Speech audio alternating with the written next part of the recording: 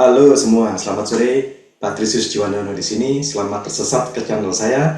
Tapi saya yakin Anda akan bersyukur karena sudah saya sesatkan ke jalan yang benar. Nah, topik saya kali ini adalah tentang penelitian eksperimental.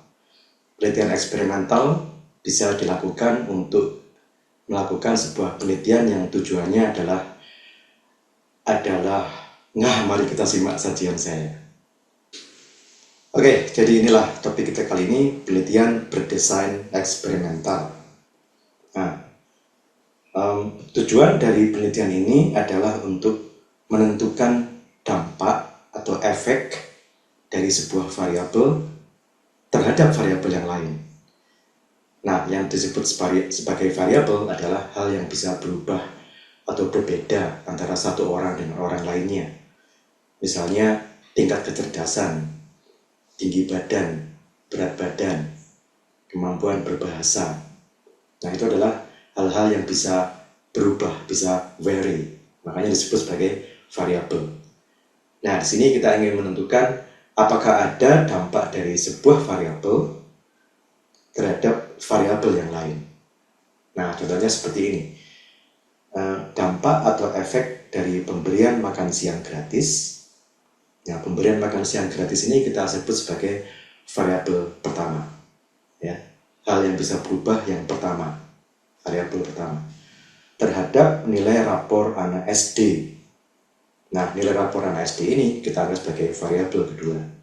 Jadi kita ingin melihat apakah ada dampak atau efek dari variabel pertama, yaitu pemberian makan siang gratis, terhadap variabel kedua, yaitu nilai rapor anak SD. Nah, contoh yang berikutnya adalah dampak atau efek dari pengajaran berbasis apps.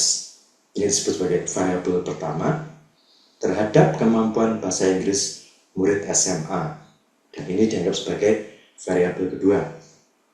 Jadi variabel pertama adalah pengajaran berbasis apps, ya, tahu ya, apps seperti Duolingo dan sebagainya itu adalah variabel pertama. Kita ingin melihat dampak dari variabel ini terhadap variabel kedua, yaitu kemampuan bahasa Inggris murid SMA. Nah, ini adalah tujuan dari sebuah studi berdesain eksperimental. Oke? Nah,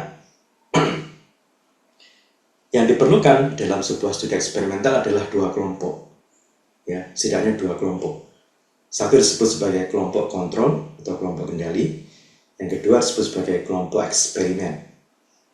Nah, masing-masing dari kelompok itu sebaiknya terdiri dari minimal 30 orang anggota yang dipilih secara random atau secara acak. Nanti dalam video berikutnya saya akan menjelaskan bagaimana mengambil responden secara acak. Ya. Kemudian kenapa 30? Ya, karena angka 30 ini adalah angka yang bagus untuk analisis statistik nantinya. Dia cenderung akan menghasilkan sebuah distribusi normal. Yang disebut sebagai distribusi normal ini adalah salah satu persyaratan untuk bisa menghitung data dari eksperimen dengan sebuah uji statistik. Oke. Kemudian ada perlakuan atau treatment.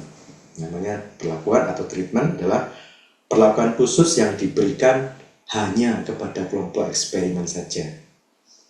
Jadi ingat, hanya kepada kelompok eksperimen saja diberikan sebuah perlakuan khusus. Misalnya, kalau kita kembali pada contoh saya tadi adalah makan siang gratis untuk anak SD. Itu adalah perlakuan khusus yang diberikan hanya kepada kelompok eksperimen saja. Kelompok kontrol tidak mendapatkannya. Jadi kelompok eksperimen dikasih makan siang gratis ya selama beberapa bulan. Yang kelompok kontrol tidak dikasih makan siang gratis. Nah, mereka mungkin makan dengan biaya sendiri atau bawa dari rumah atau mungkin juga nggak makan sama sekali. Oke. Nah, kemudian ada pretest. Pretest adalah tes di awal, ya, sebelum perlakuan tadi diberikan. Jadi kepada kedua kelompok tadi, kelompok kontrol dan kelompok eksperimen, harus diujikan pretest.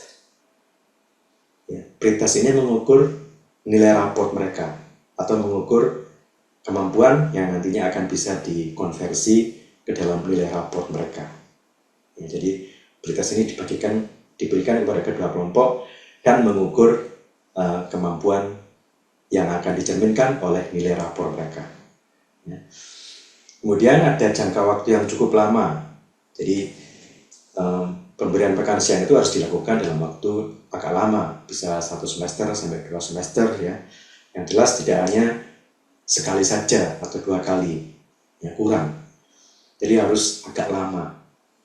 Perlakuan kepada kelompok eksperimen harus dalam waktu yang cukup lama, sehingga ada dampak yang bisa terasakan di situ. Oke. Nah, berikutnya adalah bagaimana kita menguji dampaknya. Nah, tadi kan setelah makan siang beberapa lama sampai 2 semester mendekati 1 tahun ya. Kemudian akhirnya pada saat tahap akhir itu diberikanlah post test, namanya post test.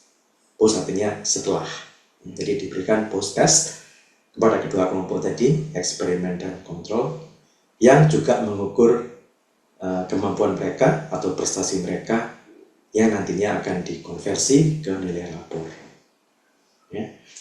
Nah, jika skor post test dari kelompok eksperimen itu lebih besar atau lebih tinggi daripada skor post test kelompok kontrol, ya, maka kita simpulkan ada efek atau ada dampak dari treatment tadi, ada dampak dari pemberian makan siang tadi.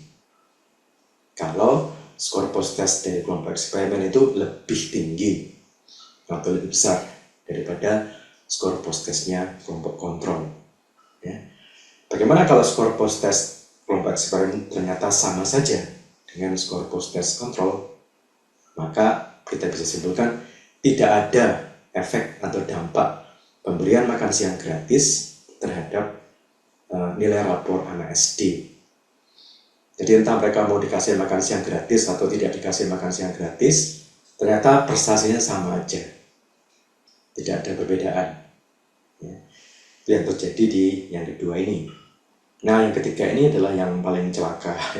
Saya katakan paling celaka karena kalau ini terjadi, jadi skor post test kelompok eksperimen itu ternyata lebih rendah daripada skor post testnya kelompok kontrol, maka perlakuan itu atau treatment tadi itu ternyata menimbulkan dampak negatif terhadap kelompok eksperimen. Setelah dikasih makan siang, kok nggak naik prestasinya. Ternyata setelah dikasih makan siang ngantuk, jadi ketiduran di kelas, jadi nilainya jelek-jelek semua, ya, malah lebih jelek daripada mereka yang tidak dikasih makan siang.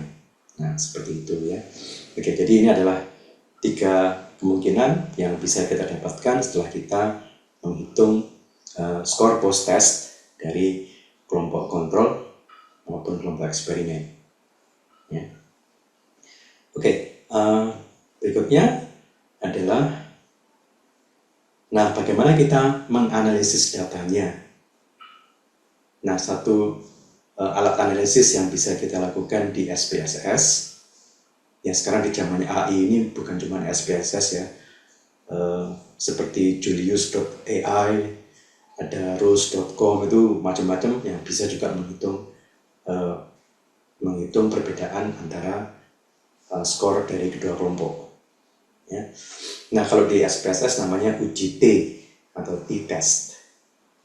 Jadi dia akan menghitung skor post test dari kedua kelompok dan membandingkannya. Nanti kita akan lihat, ternyata yang skor kelompok eksperimen sama saja dengan skor dari kelompok kontrol, atau ternyata lebih tinggi. Oke. Nah, uji T ini hanya bisa kita lakukan kalau datanya banyak, lebih dari 30, dan datanya terdistribusi normal. Apa pula ini? Ya, oke, itu nanti akan saya terangkan lebih lanjut. Yang jelas, untuk bisa melakukan uji T, maka data Anda harus terdistribusi normal. Tadi ada alat ukurnya. Kemudian juga lebih dari 30, minimal 30. Makanya saya tadi mengatakan kalau mau bikin eksperimen sebaiknya dalam satu kelompok itu minimal 30 orang atau minimal 30 siswa kalau kita bicara soal sekolah atau kelas. Ya, karena itu bisa menjamin kita bisa melakukan uji T atau T-test. Nah, kalau misalnya kurang dari 30 gimana kalau cuma 10 atau 15? Ya masih bisa, tetapi kita tidak bisa melakukannya dengan uji T. Ya, nanti ada lagi statistik yang lain yang akan saya terangkan di video berikutnya. Ya. Nah,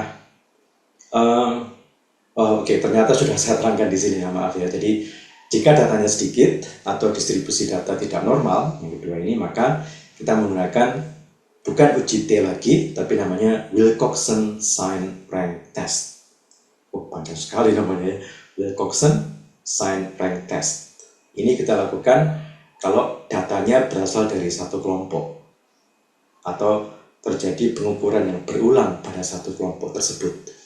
Jadi misalnya ada satu kelompok, misalnya 15 murid di kelas, ya dikasih atau tidak dikasih makan siang, ya, kemudian diukur melalui post test. Kemudian setelah itu anak yang sama 15 orang tadi itu dikasih atau diberi perlakuan khusus atau diberi treatment khusus. Jadi kan pengukurannya berulang, jadi respondensnya atau objeknya sama, jadi hanya 15 orang dari kelas tertentu itu. Mereka diukur 2 kali. Ya. Itu namanya pengukuran berulang. Kalau itu yang terjadi, maka kita harus menggunakan Wilcoxon Sign Rank Test. Nah, kalau ternyata datanya dari 2 kelompok, misalnya kelompok eksperimen ada 10 orang, kelompok kontrol ada 10 orang. Kurang dari 30 kan? Nah, sedikit kan? Nah, karena datanya dari 2 kelompok yang berbeda, maka kita akan menggunakan yang namanya Mann-Whitney-Mu test. Ini bacanya mu atau u, Mann-Whitney-U test. Jadi ini adalah untuk membandingkan data dari 2 kelompok yang berbeda. Kalau jumlah anggotanya kurang dari 30, misalnya cuma 12 atau cuma 10, ya, kita pakai Mann-Whitney-Mu test. Oke, itu adalah bagaimana kita menganalisis data. Jangan khawatir untuk yang Wilcoxon Sign Rank Test dan Mann-Whitney-U test ini saya terangkan di video yang lain. Ya. Silahkan dicari di playlist saya. Oke. Nah, dari sini saya ingin Anda melakukan latihan ini. Jadi setelah tadi mendengarkan uraian saya, coba jelaskan kembali proses penelitian dengan topik dampak pembelajaran karakter pada anak usia SD. Jadi sekarang ada topik penelitian, yaitu dampak atau pengaruh atau efek pembelajaran karakter pada anak usia SD. Jelaskan prosesnya. Maksud saya menjelaskan itu artinya ini variabelnya apa saja. Ya. Di dalam penelitian eksperimen kita biasanya menyebutnya sebagai variabel dependent, variabel yang tergantung, yaitu variabel yang dipengaruhi, dan variabel bebas. Variabel bebas adalah variabel yang mempengaruhi. Jadi kalau tadi bicara tentang dampak pemberian makan siang terhadap nilai rapor anak SD. Nilai rapor anak SD ini kan yang dipengaruhi, ya kan? Yang dipengaruhi oleh pemberian makan siang. Maka dia disebut sebagai variabel dependent atau variabel tergantung. Sementara makan siangnya sendiri, pemberian makan siang gratisnya disebut sebagai variabel bebas, variabel yang nantinya akan mempengaruhi variabel dependent tadi. Ya, oke. Jadi ada variabel bebas, ada variabel dependent atau variabel tergantung. Nah, untuk yang ini silakan ditentukan variabelnya apa saja, mana yang mempengaruhi yang mana.